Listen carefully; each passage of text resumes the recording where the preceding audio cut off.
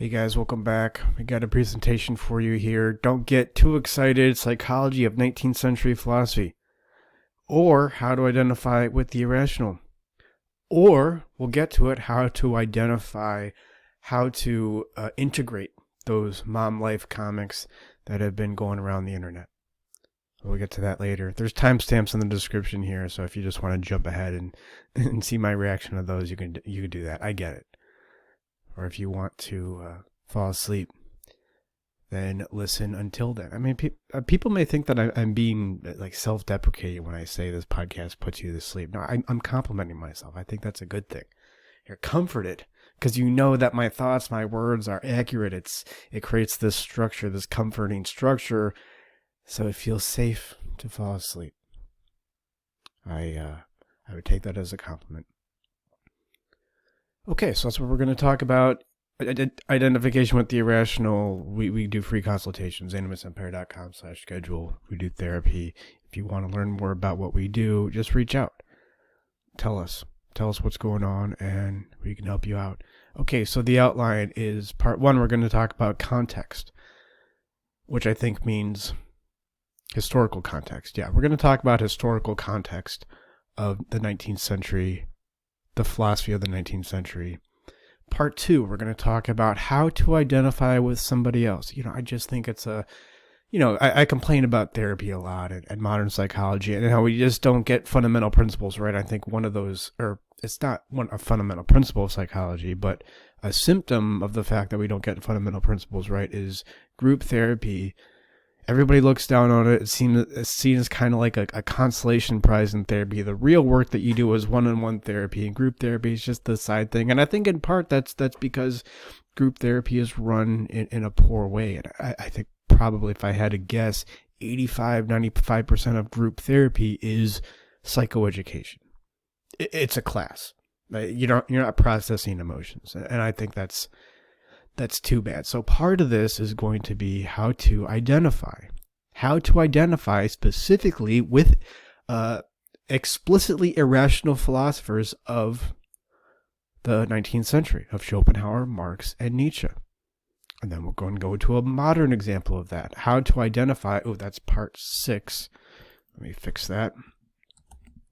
That's part 6. The modern example will be the mom life comic. How do we identify with this? How do we integrate this thing called mom life comic that, it's popular for a reason. It's popular for a reason. The problem, so I guess the problem before we get to part 1, the historical context, just to lay it out here, is the problem is there is some kind of cultural divide. Disagreements, of course, lead to fractured relationships. Of course, COVID, elections, abortion, relationships in general, mom life comics, we're going to talk about that. So we have these disagreements in our culture is what I'm trying to say. But this is nothing new. But just to be clear about what we're talking about here, the context for this discussion, for this presentation. We have disagreements in culture and in our personal relationships, and it leads to fractures. Well, I'm just not going to talk to that person anymore. Or I'm going to cut that person out of my life, right? That person has bad vibes. I'm going to cut them out of my life. That person has that view of COVID, elections, abortion. How could they possibly be rational? They are demonic. There is something about them that simply must be avoided. I cannot relate with them in any way. And I'm not saying, I'm probably going to say this a bunch throughout this presentation, I'm not saying that your views on the COVID, election, abortion are wrong. Maybe they're right. But does that mean that you cut out people who disagree with you? I think that's an extra leap that we're going to talk about here. Okay. And I guess when I'm talking about this in general, 19th century philosophy and the mom comics, is these are actually 2 questions that I received. So let's combine them into one presentation. The psychology of 19th century philosophy, what are these guys talking about really, even though they may not know it? And what do you think of these mom comics going around? Okay.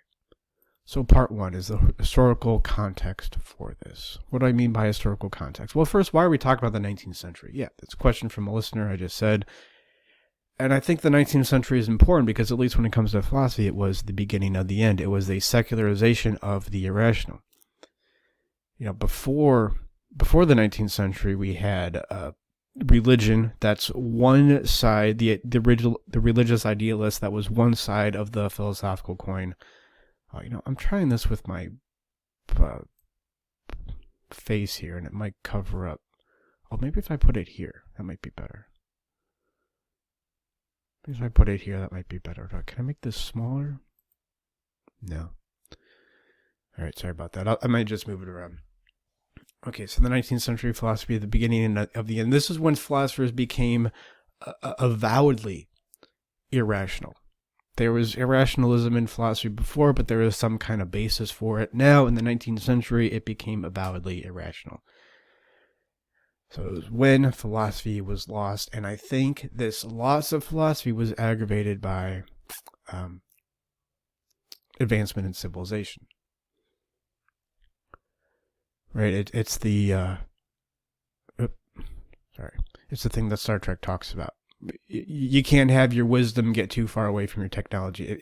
You can have a primitive, savage kind of wisdom, of religion, of philosophy, and that's fine. You can't really do much with it. But if you combine advanced civilization with primitive philosophy, then you get stuff like the concentration camps, right?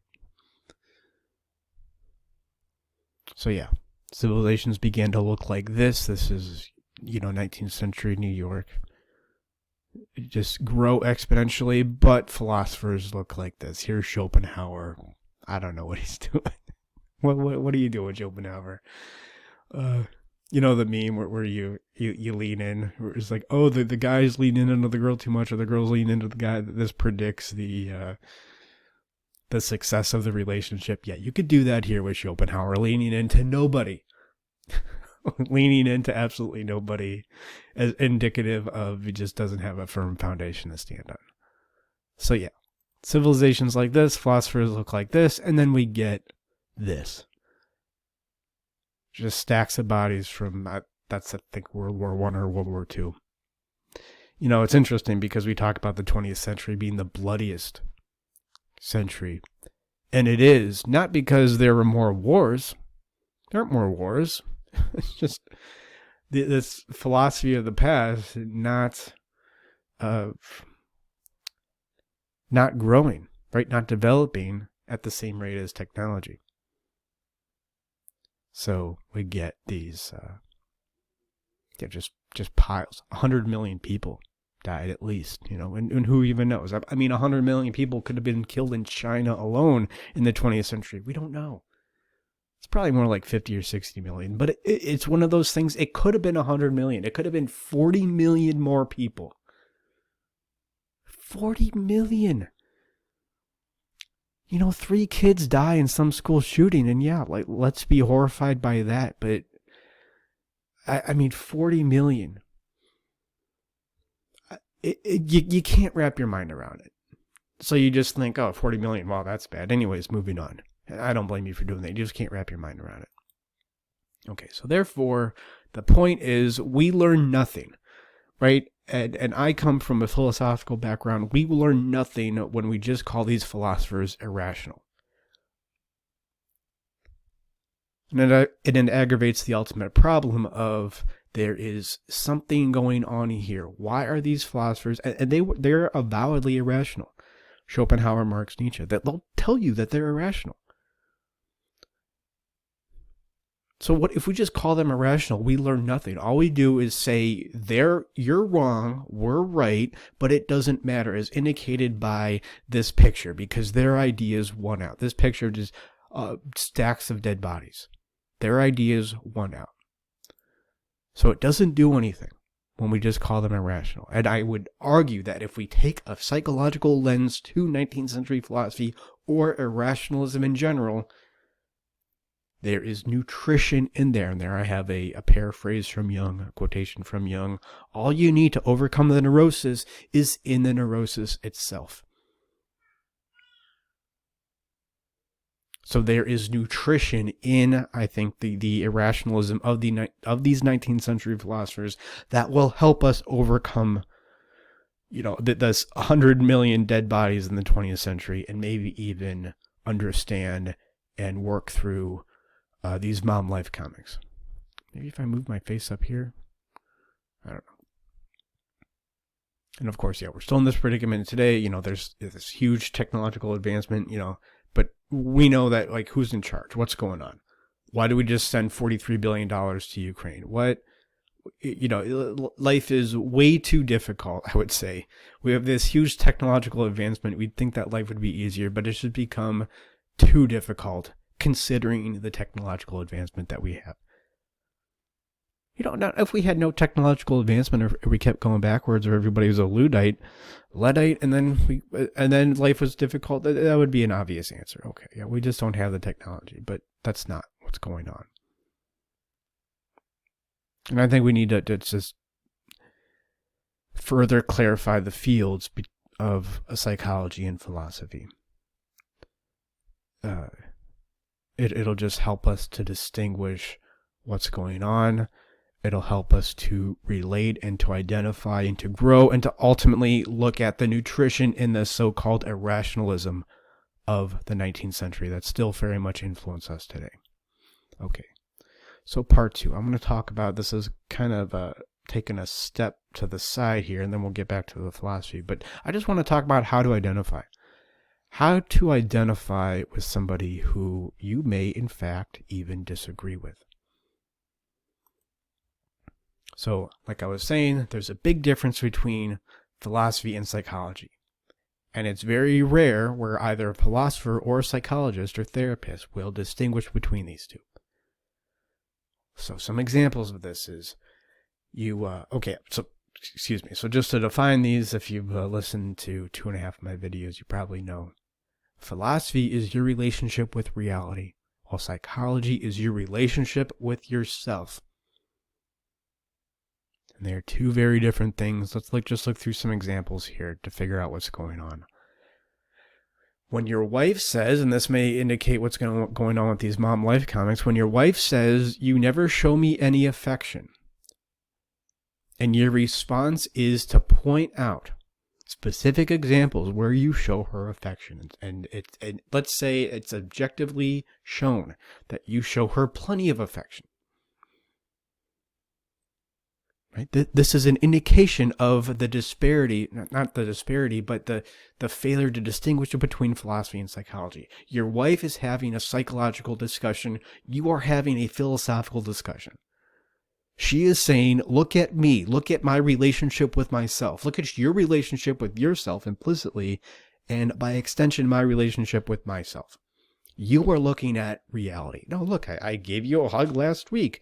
The average husband hugs their wife 3.4 times a day, and I made an Excel document that shows I hug you 6 times per day. Therefore, I show you more affection. Right? And we can look at this wife and say, "Oh, she's being irrational." I don't know, is she? She's being irrational from a philosophical perspective, yes. From a psychological perspective, you're the one being irrational. This comes up in therapy a lot when a client talks about his past. He says, can be concerned. "Oh, well, I don't know if this is true. This is how I experienced it. This is what I thought my dad did to me. But I don't know. I was 4, I was 5, I was 6. I can't be sure." And of course, if I was a philosopher, I would say, well, we got to talk with your dad and figure out exactly what went on and actually hold a court. Let's take this to trial. Let's take this to a civil court and figure out exactly what went wrong. We'll call in witnesses. We'll look at any video evidence of that time.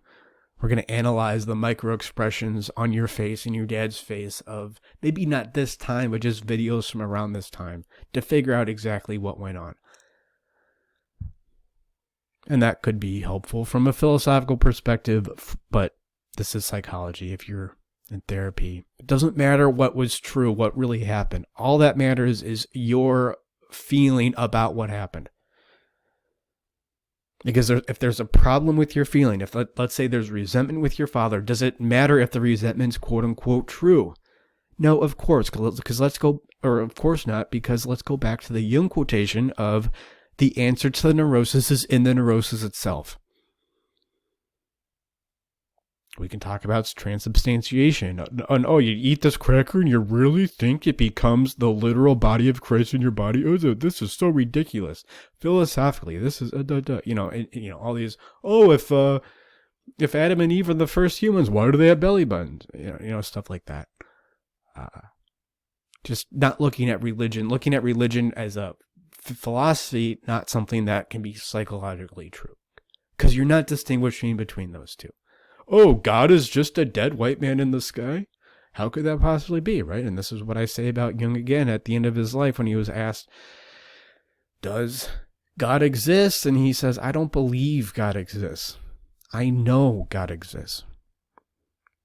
And as an avowed atheist, I know God exists. Philosophically, I can say God doesn't exist. Psychologically, I know God exists. I know. It's as clear as day to me. Because I can distinguish between philosophy and psychology, and this is what I'm challenging you to do here. Whether it's reading 19th century philosophy, relating with your wife, your girlfriend, any woman, even if that woman happens to be living in Cape Cod making comics. And then, of course, the Navajo drum sunrise ceremony, which Jung talks about and I love, because, it's... you got to get up early and beat the drum because beating the drum makes the sunrise. Is that philosophically true? We would say idiomatically, is that literally true? No, of course not. That's ridiculous. But that I know that the guy who needs to get up in the morning to beat the drum and he better wake up before the sunrise. Early enough, excuse me. You can see my Western perspective bleed in here. You better wake up early enough to beat the drum in time for the sun to rise. Because if he doesn't do that, the sun doesn't rise. I know that guy doesn't have OCD. Right? Because he is a part of that ritual. Even though, of course, the drum doesn't make the sunrise. Right? So we understand the difference here. Do we understand what's going on? Of course, this has been popularized in this video, I think from 10 years ago. It's not about the nail. The video, if you're just listening to this, the video is of this woman who has a nail in her forehead. And she wants to talk about her emotions around the nail. The guy just wants to fix the nail. It's like, let's just get a hammer. Let's get some pliers and pull the nail out. And she wants to talk about the nail, what it means, what she feels about having a nail in her forehead. Is she ridiculous? She's only ridiculous if you don't understand what psychology is and how important it is for us. How important it is for our survival. No, not for our survival, for our ability to thrive and connect and relate with each other, because that's what, we have plenty of food. I know we're freaking out over food shortages. Yeah, we have plenty of food, especially in the context of history. But we are disconnected. That is the real famine. The emotional connection famine. When you understand that, and you go back and watch this video of the woman who has a nail in her forehead, and you're laughing at her, you don't get it. He's the one who's being ridiculous. Also, this is popularized. If you guys aren't from the 90s, go and watch the movie White Men Can't Jump. Not only because it's a perfect movie, and I think just the epitome of race relations in America, but there's this great scene when Woody Harrelson's girlfriend, Rosie Perez, is thirsty. She says, hey, I'm thirsty. So he gets up and gets her a glass of water. And she's like, no, I didn't want a glass of water. I just wanted to talk with you about thirst and what it means. Relate with me about being thirsty. And then she turns over. And I remember thinking that, I was probably 12 or 11 when this movie came out. I'm thinking, man, I really want Rosie Perez to be my girlfriend. I remember thinking that because she just seemed crazy and awesome. And of course, I couldn't put it into words at the time. I think a part of the scene, you can see part of her boob, which I think you only notice if you're 11 or 12 or your testicles dropped a week and a half prior. And then you notice these things. Maybe that's why I wanted her to be my girlfriend. but I just felt there was some powerful, awesome nutrition there. And, maybe this is me projecting back. That's fine. I do that. But there's just some powerful, awesome nutrition there when he does the most logical thing and he's being a good boyfriend. Yeah, I'll get you a glass of water. And she's like, no, you don't get it. You're wrong. And she gets upset at him. I just love that. So how do you identify? How do you identify with somebody else? This is the Autism Spectrum Disorder Guide to Identification. I know there may be some females watching this thinking, oh my God, you got to explain how to identify. Well, I think, don't get too all high and mighty. Any woman out there listening to this or watching this, you lapse in a few of these steps as well, But here's how you do it. And this applies to group therapy, of course, but this applies to any social situation. I never know what to say when I'm talking to somebody, of course. That's what we say when we have social anxiety. I never know what to say. I never have anything to say. Even though you have this human in front of you who has an infinite array of experiences that you can identify with, that you can relate with. Find out more about them. Ask them questions. Relate when they talk. And here's how you do it. When they say anything, when this other person out there says anything, this is like a robot's instruction manual, like infiltrating Earth and coming off like you're or an alien coming off like you're a human. Here's how you do it. No matter what somebody says, there is an emotion behind what they say. So you ask, and you don't need to come up with an answer necessarily, but you ask, when have I felt this way before? What was my feeling? What was the situation in which I felt this? Yeah, and what was my feeling in this situation? How do I interpret this feeling? What is my subjective, psychological garnish that I put on this feeling that this person shares with me when they talk, even if they're simply talking about a grocery list? Or, hey, I'm going to the grocery store. What do you need? Now, of course, in that situation, obviously, you tell them what you need, but you can, be philosophically true while identifying. So, when have I felt this way before? What was the situation in which I felt this? What was my feeling in this situation? And this is when therapy becomes in handy, because then you do the next two steps, you can do them really well. Why did I have this feeling? Or why do I have this feeling in general? It doesn't have to be about this situation or that you thought of. It could be. Why do I have this feeling in general? And then, how is this feeling my responsibility? Which is key, right? Because why don't guys like to talk about their emotions? Because it makes them look gay. Of course it makes you look gay. And you have the right to be afraid of that. Gay, weak. I mean gay like the way middle schoolers use it. And you have the right to be afraid of that. It's okay to fear things that make you weak. So how do you talk about emotions without being weak? Well, you take responsibility. You understand fully on a bunch of different levels how every emotion you have is your responsibility, and you can describe it. Not rationalize it, but describe it factually. You can describe it in a bunch of different ways at a drop of a hat. This is why therapy matters. And if you can't do that, not everybody needs therapy, but if you can't do that, if you can't describe why you have each feeling without, any positive or negative connotation, this is why I have the feeling, this is where it comes from, this is how it's my responsibility. Got to do that 10 different ways at a drop of a hat. That's what we can help you with in therapy. Or simplified, how to identify is you connect over the emotion and then you take responsibility for the emotion. Right? So what you're doing here, it's this subtle dance that I can't describe all the different particulars of because it just involves an infinite array of emotional states and connections. And of course, each situation is different. The politics of each situation is different. The context, whether you're talking with somebody at a cocktail party or at work, at the lunch table, whether you're talking with your boss or somebody who you manage, right? It's just, there's an infinite array, but this is the general outline. And I don't care how autistic you may be. You do this enough, you just practice this enough, and you'll get there. It just becomes more and more obvious what's going on. So, when something like a mom life comment comes up, and you get all triggered, and you say, oh, I can't believe I did this to a privileged woman, there's a little bit less of that. Not to spoil where we're going here, but there might be a little bit less of that. But to simplify, what we're doing is we're connecting over the emotion and taking responsibility for it. That's how you identify. And where do I get these steps? Am I pulling this out of my ass? Perhaps, but this is what the emotional diagrams say. Nope. The need or the injustice, it comes in and you feel an emotion, or some situation out there causes an emotion. It doesn't cause necessarily, but just to simplify it, we'll say it causes the emotion.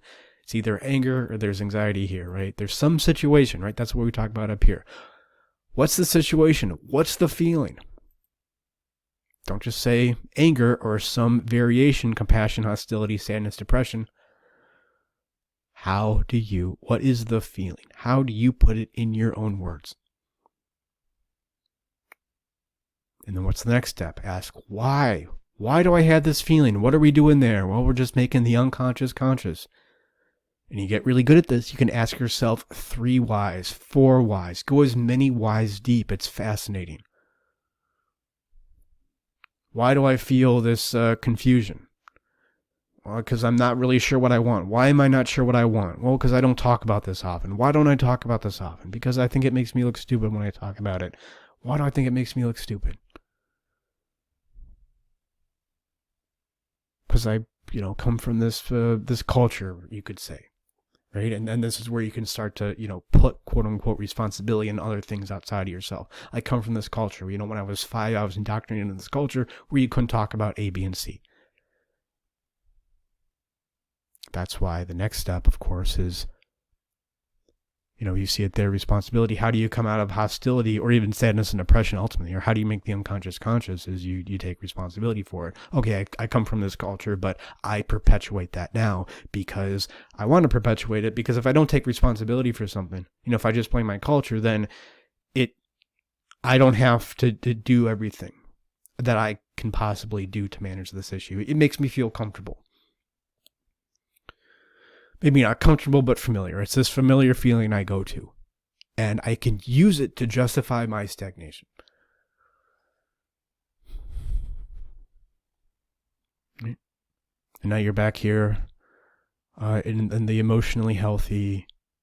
You feel an emotion. You're conscious of it. All the unconscious information that you can be aware of at the time. All the stuff here in sadness, depression with anger, or obsessive compulsive disorder, helplessness with anxiety. You can bring it up to the surface. And you can share it. That's what a connection is. Right? That's what identification, that's what a connection is yes, there's this way I present on the surface. Right? There's this persona, which is healthy to have a persona, of course. But how healthy is it? Well, it's healthy to the extent to which it's like, it's like your ego. It just serves as a focal point for your unconscious. And connection is getting more and more rays of light into that lens, into that focal point that is your persona, is your ego, is your conscious self. And how can you share that with other people in a healthy way?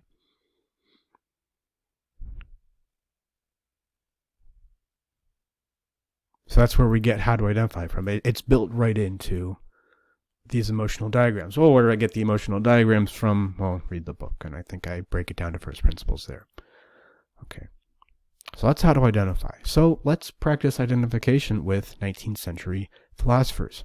If I was going to do a skit about this, I would have some guy dressed up as Schopenhauer, Marx, and Nietzsche, and I would be there, and we'd be in group therapy together, and they would be talking about their views, and I would be trying to relate with just like a dumb guy who's trying to do his best in group therapy, and it might be funny, maybe not. Okay, so what does Schopenhauer say? There's his dates there, 1788, 1860. He says a lot more than this, but I'm just going to break it down to 3 points. I get this mainly from my notes on philosophy. You can download those from the website in the store tab. And there's his three main points. Sorry, my kid's crying. 1 is intuition, 2 is will as reality, and 3 is renunciation. Okay, so these are 3 points that Schopenhauer is one of these guys who admit that this is irrational. His beliefs are irrational, but so what? You just got to deal with it. Okay, well, let's identify with this. What does intuition mean? That reality is something that you simply know. You have these intuitions about reality, and there's no explanation possible or necessary. Either you get it or you don't. To put it in meme form, if you know, you know. And that's it. I mean, Schopenhauer, in a sense, is taking a very unphilosophical view to philosophy. He is wiping out the field of epistemology, what I would argue to be fundamental to the field of why philosophy even exists, is because there's this branch of it called epistemology that asks the question, how do we know what we know? And he wipes it out. He admits that he's being irrational. And of course, I mean, it rings true. This rings true for a lot of people. Like the Mom Life comics, no matter how irrational they may be, it rings true. Does it ring true because he has great grammar? No. Go read Schopenhauer. It's awful. Do the Mom Life comics ring true because it's great art? No, it's terrible art. I think it's a tracing that she does. So that's not it. So this must say something very true about psychology, not just Schopenhauer's psychology, but all of our psychology. Something that we all may go through. I wonder what it is. First, let's go to will as reality. So will is this avowedly irrational thing, and the goal is, in a sense, to break our own will. Part of that bleeds another third thing, renunciation. We must renounce our desires to achieve nirvana. Here we see some Eastern mysticism influencing Western philosophy. Of course, not the first time Eastern mysticism influenced Western philosophy. The first time, of course, is Stoicism. But it's always been in the background there. So how do I relate? Okay, so I'm sitting in group therapy with Schopenhauer. Here's how I relate. When he talks about intuition, and if you know, you know, and if you get it, you get it, and if you don't, you don't, there's nothing we can say. How have I felt this way before? In what situation? I remember a time, and I still do this when I scroll through Twitter, when somebody is wrong and I just feel that they're wrong, and they may in fact be philosophically wrong. And man, it sure does feel good to just call somebody wrong and to say you're right, doesn't it? It sure does deal with the emotion here, I think, is one of anxiety, confusion of dealing with the complexities of reality. Boy, it sure does feel good to say, yeah, you're just wrong and I'm right. And so this is something that I would say in 7th or 8th grade, which I'm sure was really endearing to everybody. I remember saying this is, oh, that's what you think? Okay, yeah, it's your right to be wrong. That's okay. You could be wrong. It's totally your right as an American to be wrong if you want to. I appreciate that you can express this right that you have to be wrong. I would say this to the teachers. I mean, just, God. 7th grade boys are so annoying, but it's beautiful, right? Like it's captured in Beavis and Butthead. Okay, so I did this a lot in 7th grade. I still do this now, especially when I'm tired and I have resentment of other issues, and I just want to, in a sense, dismiss people. It's easy and it's fun to do. Because now you don't have to manage that anxiety of engagement. Or will as reality. Will as reality, will as inherently irrational. And you need to, in a sense, break your own will. Of course, this is what we feel whenever I want to wuss out. If I'm doing legs or whatever. If I'm doing squats or deadlifts and I think, oh, I don't want to do this. I have this will in me telling me to wuss out, and I need to, in a sense, break this will. This is the Jocko Willink. Where does discipline come from? It comes from discipline. And you feel this urge to, I have this wussy part inside of me that I don't understand, which is why I call it wussy, and I just need to break it. Of course, this is anxiety. This is maybe stress from the day that I didn't manage very well. Places in my communication where I could have been more clear and I didn't really notice it at the time. But it accumulates even unconsciously as stress when I go to the gym and do legs. I just want to wuss out. And I think my will is irrational. Same thing with renunciation, right? Why do you have, let me move my face over here. Why do you have desires that need to be renounced? Where are these desires coming from that make you want to say, well, I got to renounce these? Well, because you see that some of your desires aren't going to be healthy for you.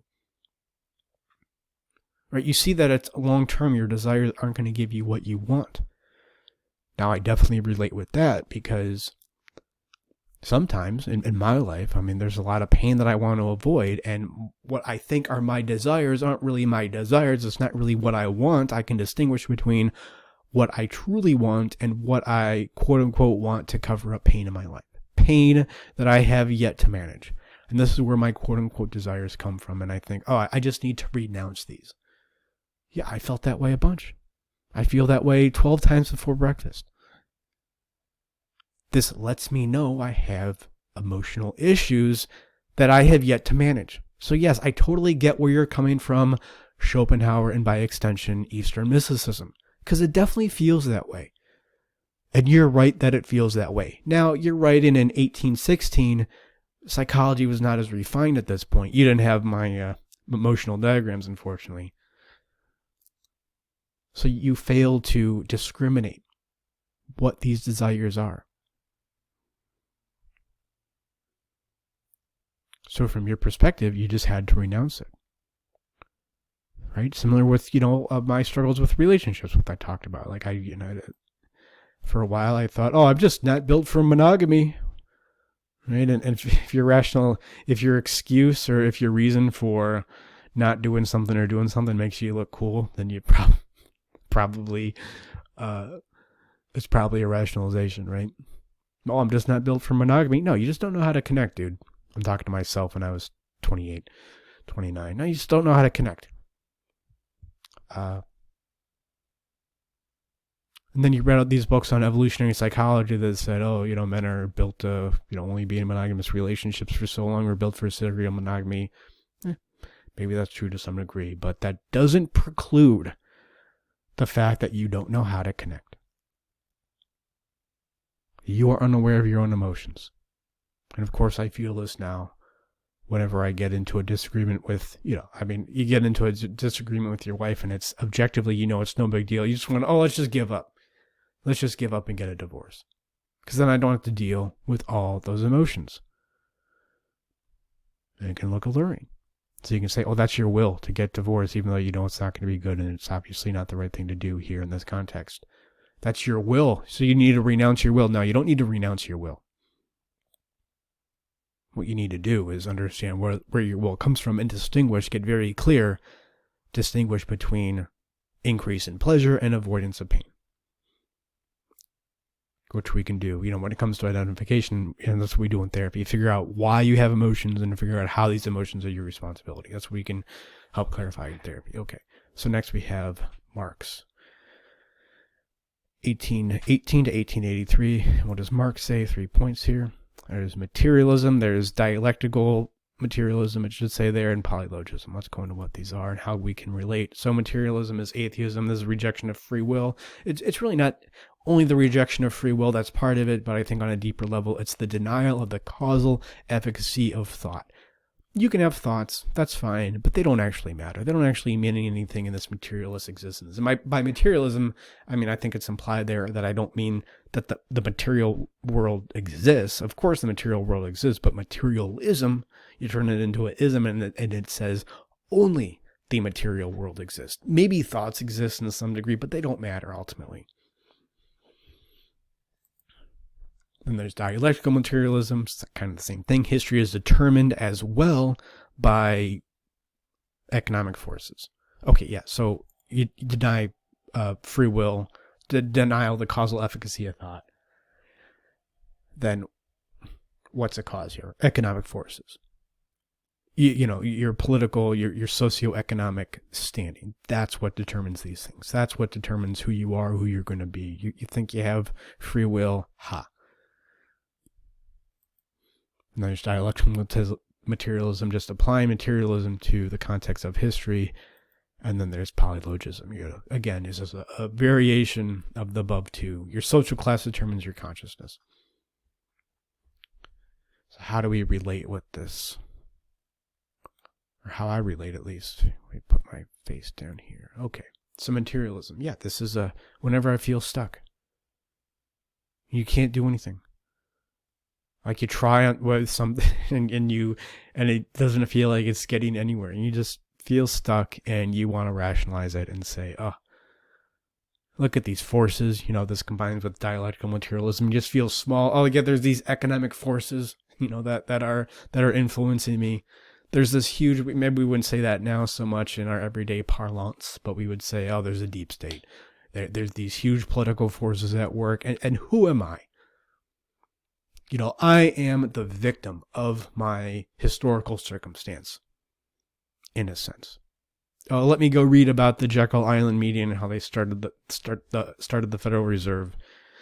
And this is why we have inflation, you can argue. And you may be right philosophically. But is that the full truth? No, the full truth is you've definitely felt like this. You can be an avowed anti-Marxist, but you felt that way before. I know you have. Because you're a human. And we all feel stuck. We all feel small. We wrap ourselves in self-pity, and when we're smart, we look at for great excuses. Excuses that are very difficult to argue against. You need a very refined philosophical training, I would argue, to fully argue against Marxism, which is why it perpetuates, because not a lot of people do. People just go, oh, that's ridiculous, without identifying with it, without first going, oh, yeah, I understand where you're coming from. And the polylogism, this is, okay, boomer. Oh, that's just your view because you're a boomer and you grew up, oh, you want me to buy a house? Yeah, well, you grew up in a time when it was, really profitable and a good financial decision to buy a house, and pretty much anybody could do it who didn't graduate high school, and now we can't. So you telling me to buy a house, that's just right? You have that belief based on your socioeconomic, based on your historical context. That is what has determined your consciousness. So I can't argue with you about that. I can only dismiss you with, okay, boomer, because the implication is we have different consciousness because, I was born in the 80s while you were born in the 50s. And I think on another level, I think we can all relate to Marx because, I would, okay, you don't have to, just as just food for thought, I think Christianity or the Abrahamic religions, they offer one kind of spiritual experience, a depth of meaning to life. But what they don't offer very well is a breadth of meaning, of this feeling of sunder, of being at one with humanity. And I think Marx, when you look at it from a religious perspective, of course, which we do now, mostly because of Jung, though he doesn't get much credit for it. When we look at it from that perspective, then we can see, what Marx is trying to do is he feels disconnected. Right? He feels stuck. He feels small. He looks at these factory workers and he says, look, there's nothing that they can do. And his way out of it is to propose this economic, this political system called Marxism, where we can all get along. We can all sing Kumbaya, do the drum circle thing.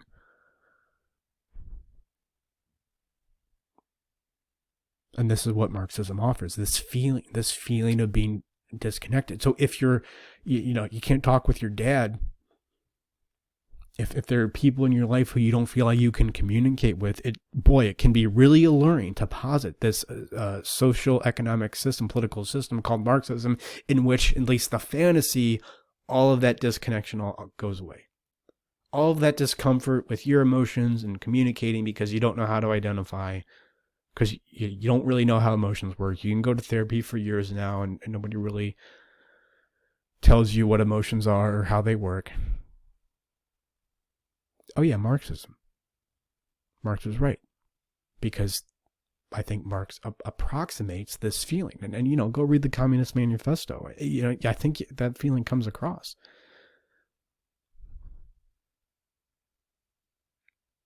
Are they irrational? Are Marxists irrational? Well, yeah. And I can come up with great philosophical reasons. Okay, economic forces determine your consciousness. What determines economic forces? It just is done. You're pushing the question back. Right? It's the same thing with nihilism or subjectivism. Oh, the only thing you know is that you don't know? Well, how can you possibly know that if you can't know anything else? On what basis can you say that you don't know? You completely wipe out your ability to, or the foundation of a solid epistemology, and then you claim an ultimate truth, which is you don't know. You can't do that. That's logically inconsistent, but so what? Or polylogism. We can say okay boomer, and the boomer's response could be okay millennial, okay zoomer.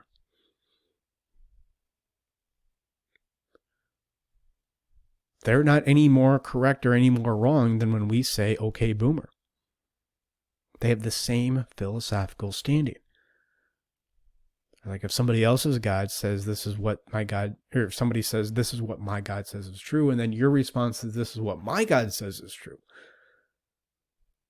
Well, that's why you have to have a war, because there's no argument there. There's no basis for saying, for any truth claim. If you just say this is what God says, you're not actually answering the question. You're pushing it back.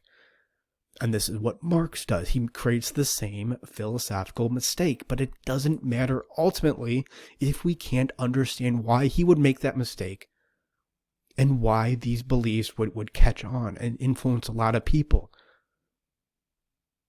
If you just criticize the Mom Life comics as, oh, this is terrible drawing, that's not the point. Why did it catch on? Because people relate with it. People relate with it, and that is more important than figuring out what's true. I know that that's very difficult for somebody like me who's on the spectrum to get. But that's what humanity is. That's what we've always been. And it's not bad. It's not good. It simply is. You say, well, humanity shouldn't be that way. There's a host of other philosophical errors in simply saying that. If I had wheels, I'd be a wagon, right? And then, okay, let's just talk about Nietzsche here. Let's try to get through this. This is the same kind of thing, though. Yeah, these three ideas generally, there's of course more than three. Go look at my notes. But Apollo versus Dionysus, that was more towards the beginning of his career, but whatever. Then there's will to power and the Superman versus slaves idea. A master morality versus the herd morality. Okay, so yeah, there's two core human values. This is what Apollo and Dionysus says, reason and emotion, and they're ultimately in conflict. Really? You can't relate with that? Okay.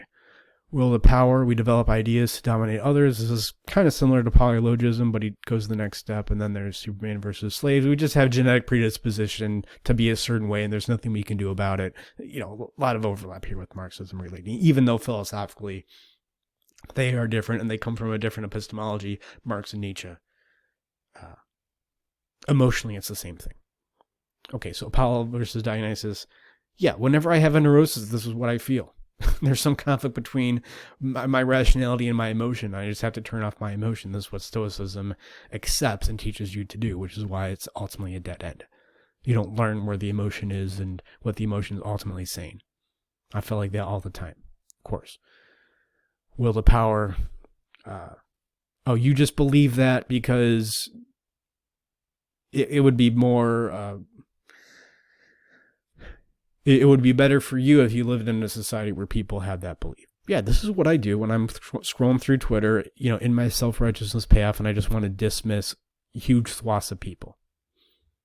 Oh, there's anxiety that comes up with being alive and living in a pluralistic society.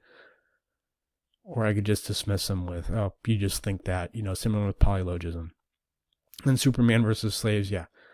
We're genetically predisposed, and look, you lowly Christian, you come from a long lineage of people who were infected with a herd morality.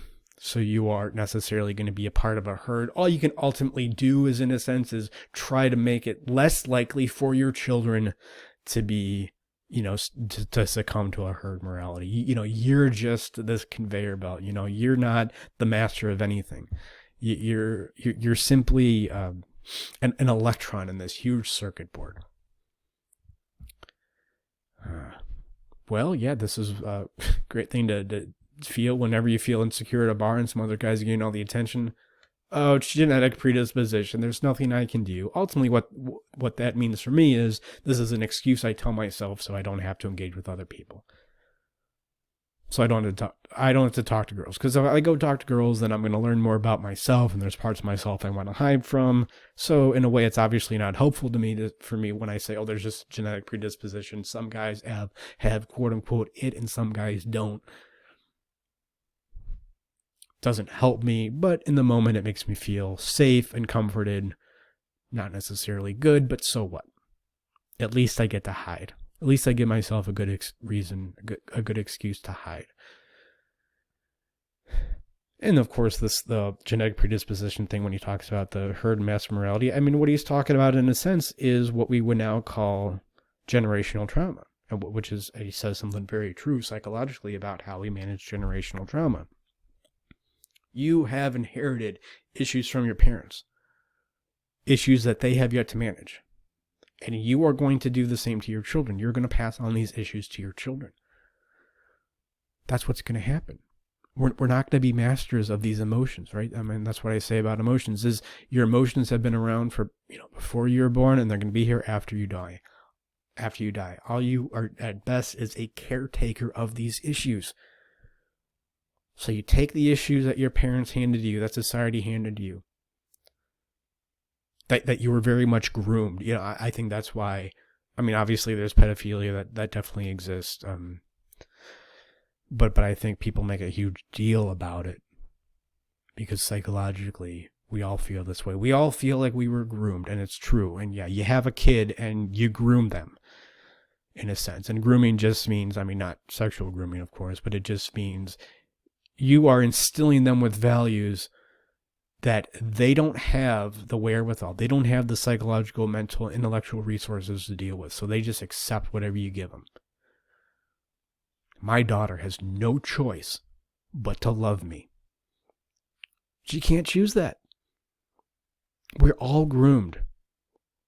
It's just acknowledging that it happens and understanding how you were groomed, understanding how you accepted things unconsciously. Maybe one of those things is emotion and reason are always dichotomous, and you just have to suppress.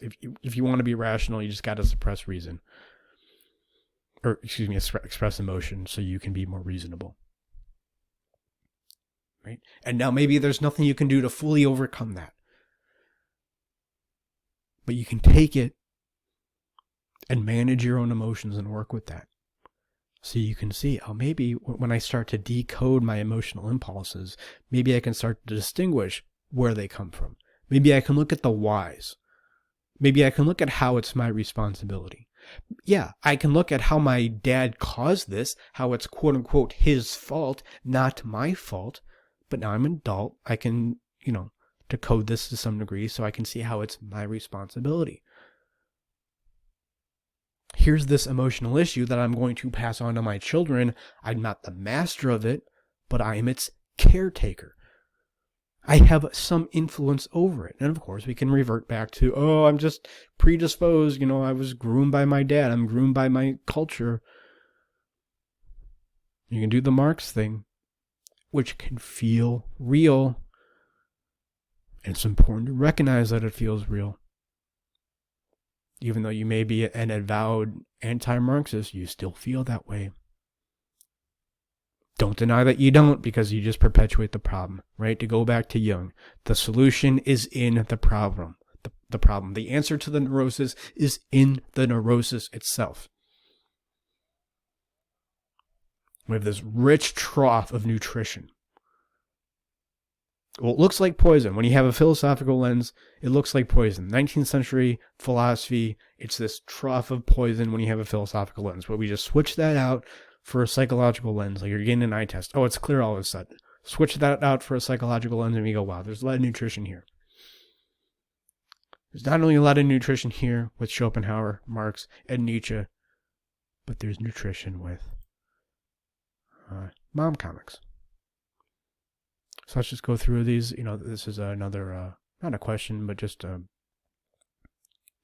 listener requested that I go through these and give my take. So, given everything I said, I don't think it would be right to go through these without telling you exactly where I'm coming from. The first 54 minutes here, this is where I'm coming from. Given that, now let's look at mom comics. Let me move face here. All right, so if you're just listening, this comic says, one of the many, in brackets, differences between me and my husband, I think this is the most popular one. The woman, she looks at the peach and goes, oh, look, the last ripe peach. I'll save it for the kids. They love peaches so much. And my husband, oh, look, the last ripe peach. I'll use it as a special treat in my daily smoothie. Now, what's the mom feeling here? But by the way, we'll get to it. This is a great, loving relationship. This mom, this woman, she loves her husband. She says as much. Though what's she feeling? I'm sure this may have happened, but what's she feeling? She is feeling like she sacrifices for the family and her husband doesn't. Now, where does this come from? You know, my intuition says she may have some attachment issues. She may have some difficulty with communication. Maybe she feels like she can communicate with her husband about, you know, I feel like I'm the one who sacrifices and you don't, even though she admits that he pays all the bills and, you know, does a lot for the family. She feels insecure. That's what this is. She feels insecure in this relationship. She doesn't feel like he has her back, like he gets where she's coming from. And this isn't just my projection. She says as much. I mean, we'll get to it here. Right. So you can look at, oh, what's the big deal? You know, this guy, he provides for you. He's loving. He does all this great stuff. Just give him the peach. Okay, yeah. And I think she would even admit that. But also, she feels like she just doesn't get what I go through. Maybe she feels like she can't communicate. Of course, it's her responsibility as an adult. I don't want to infantilize her as a woman. Because she's a woman, dangling modifier there. I don't want to infantilize her just because she's a woman. You know, she has a role to play in this too, but, you know, there's that saying, it takes two to tango, which is true a lot. You can't do jujitsu by yourself. But forming secure attachments, managing your emotions, it doesn't take two to tango. You do it. And if you're in a relationship with somebody and they're not playing along to the way that you want, that's fine. You don't have to be in a relationship with them.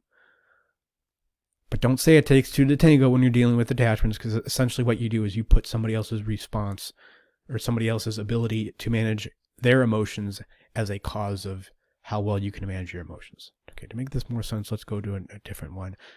I think this is a great one. This is her bringing in the groceries, or the difference between her and her husband bringing in the groceries from the car. Here's her husband who brings in one bag, and here's her who brings in, well, she has 8 there. Which, of course, there's no way that this is objectively true, because every husband who brings in groceries from the car, that's the challenge. You got to do it all in one trip, and you can't leave the trunk open. That's cheating. You can't open the door beforehand. That's cheating. You have to get all the bags in one trip, and this is like a fun challenge that all men do. So there's no way that this is objectively true. Doesn't matter. She feels like this is true. She feels like she is, in a sense, carrying the baggage of the relationship. Baggage. It's a great metaphor, and it can't be overused. I mean, it was super cheesy in the Darjeeling Limited when at the end of the movie they dropped all their baggage, and that's what allowed them to get on their train. It's so cheesy, but it's true. It works because it's so psychologically true, and we all get it. Like at the end of Fury, you know, great World War II movie I just saw a couple weeks ago. There's some cheesy parts in there like, hey, I'm going to stand and fight these guys. You do what you want, but I got to make my stand. Nobody else wants to. Super cheesy, but you have to put it in there because it's psychologically true on so many levels that no one presentation could possibly go into all of them. No one book.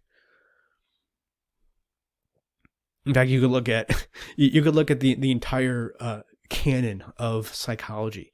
Every syllable written about psychology since 1851 or whenever Wundt went into his lab and it was hooking up electrodes to people's brains.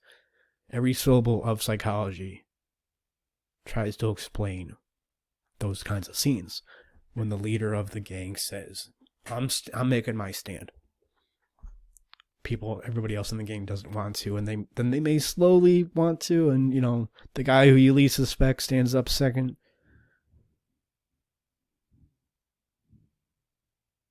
The guy who you least suspects stands up second. There's some noise going on there. Maybe some guys wuss out. Man, that says everything.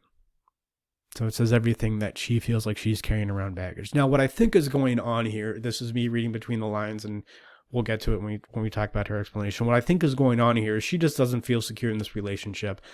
On the surface, this guy provides everything. I guess he's a lawyer and he does well, and I think he has another job too. I think they live in Cape Cod, which I don't think you can be poor and live on Cape Cod. Maybe you can. I don't know. I've never been there, but I think it's this nice place to live. They must have a nice home and they must do well. Doesn't matter. She doesn't feel safe. Maybe she doesn't feel like he would be able to fight for her.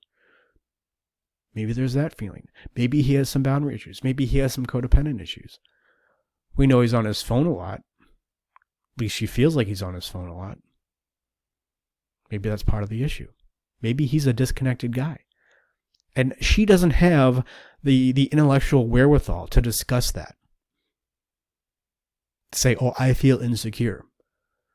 Maybe she's more sensuous, as women tend to be, and she imagines it as her needing to bring in a bunch of baggage from a bunch of the groceries while he just brings in one.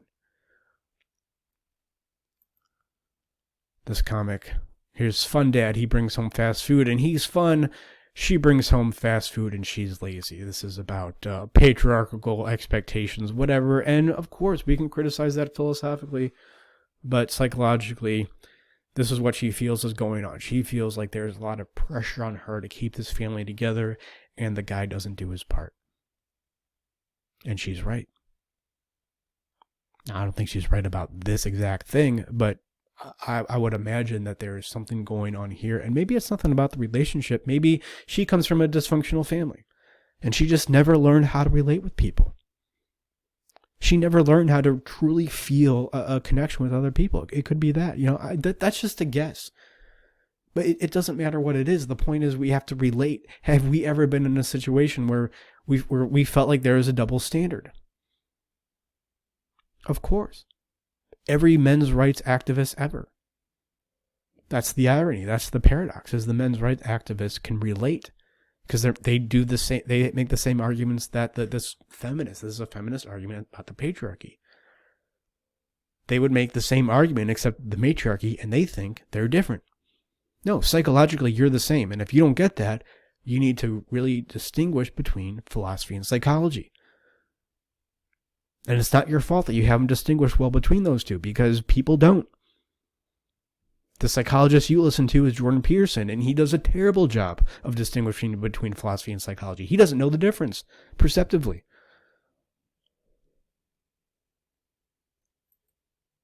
My husband working out at home, he does it on his own, and me working out at home. Oh, there's kids around me. Oh, it's a big mess. What, are you complaining that your kids love you? No, of course she's not complaining about that. She says as much in one of her posts. She's like, yeah, I have a loving family, but this is just something that I feel. I feel the stress from this. So we can intuit, right? We can identify. We can assume what she's feeling and talk about how we feel the same thing. Have we ever been in a situation? Come on, have we ever been in a situation where we're surrounded by love and things are going well and we still feel like there's something missing? Feel like something's wrong? You ever make a lot of money or have a success and you think, man, this is what I wanted. I'm sure this is what she wants to some degree, but there's something missing, that there's some level of security. There's some level of psychological foundation that I'm missing. It doesn't feel like love necessarily when my kids want to hound me when I'm working out. It feels overwhelming. Of course you felt like that. Right? I mean, this is the issue with, not depression, yeah, but just psychological issues in general. And this goes back to what I was talking about, why we're in this predicament in the first place, because we live in such affluence Yeah, any wars that we have, they get aggravated, like World War I and World War II. But any good feeling, or excuse me, any negative feeling we have gets aggravated. Because man, I'm still sad. I have this great family. I live in this great house. I have this great life. I have this great career. But I'm still sad. Still get depressed. And now you feel even more depressed because you're depressed over the fact that you're depressed. I shouldn't be feeling this way. I'm sure that's part of her struggle here. I'm surrounded by my children who I love. I have a perceptively supportive husband. At least financially supportive. There's still something missing. What's going on? It's fascinating to me because everybody out there who doesn't like feminism, who says, oh, feminism is this cancer on humanity, they respond to these mom comics by saying, oh, look, you're privileged. You live in Cape Cod. Oh, what, you're upset that your family loves you? Oh, how terrible. You have 2 children who love you. You live in an affluent part of the country. Oh, poor baby. Your husband cooks all the meals, which she says, as she admits. And oh, your husband supports you. Oh, poor baby. Yeah, that's what caused feminism. Get it? You're perpetuating the issue. No, you don't get it. Because what I'm talking about here is something that nobody talks about in our barely anybody talks about in our culture. It comes up every once in a while. Barely anybody talks about, but it's vital. And it's vital not only for understanding why something like feminism would happen or why something like the men's right activism would happen, but understanding your own feeling of alienation, your own feeling of disconnection. Because if you don't do this, then you must necessarily go to Marx or something like Marx, somebody who preaches alienation. That's one of Marx's points. You probably know I didn't talk about, but I didn't have to. Because obviously somebody who subscribes to something like polylogism, oh, you just think that because of your socioeconomic class. Of course that person feels alienated because you can't talk to people. Because your way of relating with other people is explaining away what they believe. You say, okay, boomer. I mean, which is funny. But is that what's going on? Right? You perpetuate the issue and you perpetuate your own sense of alienation. You cannot grow psychologically to the extent that you want unless you can do the identification thing well. It's easy and it's fun to go on Twitter and just make snarky comments about Mom Life Comics.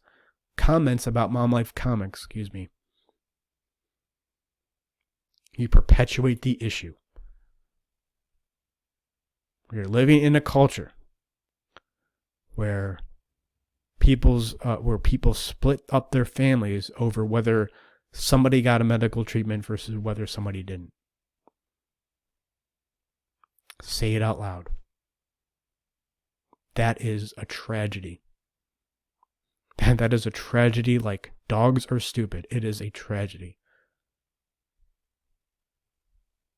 All right, one more. Snow Day Fantasy again. I don't know, same thing. I guess I didn't need this example. Oh, I guess I put this in this example because, right, what is being on the phone? Her husband's on the phone. What's that a symbol of? Disconnection. Emotionally tuned out. So I can reasonably say that she writes these comics and a lot of women relate because this is how you feel when your husband's emotionally tuned out. You can live in Cape Cod and have a 3-car garage and whatever, 5,000 square feet, whatever you think is fancy. But if your husband's tuned out, maybe it doesn't matter. Maybe it's our job to relate with her. Yeah, it's her job to relate too, but it doesn't take 2 to tango. If you're sitting around waiting for her to do it, that is another indication of the attachment disorder, of the alienation. And here she says as much, right? Let me just read this if you're listening. The community that we have built here is about making each other feel seen and less alone in the challenging parts of motherhood. You see that? Now, I didn't read that and think that's what she must felt. I looked at these and I said, yeah, that's probably what's going on. She feels like her husband is emotionally tuned out. And then I read this. This is a screenshot from her Instagram. doesn't feel seen. She feels alone. And the challenges of motherhood. Now, maybe your husband gets it, but maybe your husband's tuned out and doesn't know how to communicate, whatever. I don't go on and on about the amazing parts of being a wife and mother because among us moms, those are given. Of course they're given. Right? So when you respond and say, oh, what, you're upset that your children love you? You're talking past each other. You're talking, you make that comment to make yourself feel right. You make that comment because you're insecure. That goes back to identification. Why? Get honest about the why. Just say it. I feel insecure. So I need to make her wrong. That's what's going on. Be honest about it. Right? That's like what I say about stubbornness. Guys love to say that they're stubborn. Oh, I got a strong ego. Just say it. You're insecure. You don't want to look wrong or stupid. Because you feel if you look wrong or stupid, people will leave you. Nobody will want to be around you. Just say it. Be honest. Yeah, so she doesn't go on about the amazing parts of being a wife and mother because among us moms, those are a given. Of course we love our children and our husbands. More than we could ever put into words. Of course, we wouldn't trade our lives for anything in the world. And yet, many of us also feel unsupported, unseen, and or unappreciated. By society, by our partners. What is she talking about here? Based on my experience, based on how I view this, she is talking about she has anxious attachment. She doesn't know how to connect properly because she doesn't know what emotions are and how to talk through them in a helpful way. She doesn't know because nobody teaches her, and she probably goes to some $400 an hour therapist who just holds space and validates her. Yes, I understand you feel that way, and that's a great first step, but that's only a step. We got to get more clear about what's going on. And it starts with identification. It starts with first understanding our emotions and how they work. Oh yeah, and one more slide here. I was been in a World War II movie binge. Love it. And I just thought that this scene from Patton, where he slaps the soldier, it's a famous scene. I guess Patton really did this, or we don't know for sure, but it's alleged maybe that he did this. He slapped a soldier. At least how it's portrayed in this movie is he slaps a soldier for having battle fatigue, what was called PTSD, shell shock, all these different words for it, but they called it battle fatigue in World War II, I think predominantly, and that's what it's called in this scene. He's so frustrated. He's so frustrated with this soldier for being a weak coward. He can't get through that he hits him. And it's fun. And it's fun to lionize guys like Patton and say, man, it's these guys who got us through World War II. We needed tough men like Patton. Men were tougher in those days. And there may be some truth to that, but can't we also see that in this scene, as funny as it is, and as much as we like laughing at the guy who has battle fatigue, I was laughing at him too when I watched it. It's funny. Can't we see how, this movie came out in 1970. We're talking about feminism here with Mom Life Comics. Can't we see how Patton's failure to connect, to understand how he actually has the same issue that the guy who has battle fatigue has? They have the same issue. There's something going on in this guy and he doesn't understand it. That he can't move. He can't face battle again. He is hitting his head against a brick wall. Nobody wants to disappoint their fellow troops. Nobody wants to be a coward. Nobody wants to be weak. But something happens that we don't understand. We just hit this petrified part of our unconscious. And Patton feels the same way, which is why he feels the need to be violent. He's frustrated. He's frustrated because he's hitting a similar brick wall. His brick wall, his petrified part of his unconscious is he can't communicate. He doesn't have the emotional resources to communicate with this guy. So he hits him.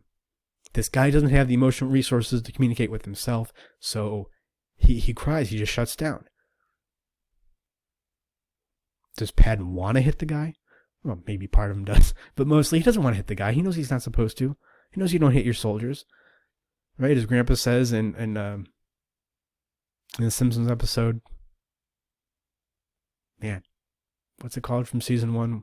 Bart becomes Bart's army, Bart the general, and Bart hits the guy, hits the soldier, and Grandpa says, you can send them in the battle, you can send them off to die, you can send them off to a sure death, you can use them in Operation Human Shield, essentially, but you can't hit them. For whatever reason, you can't hit them.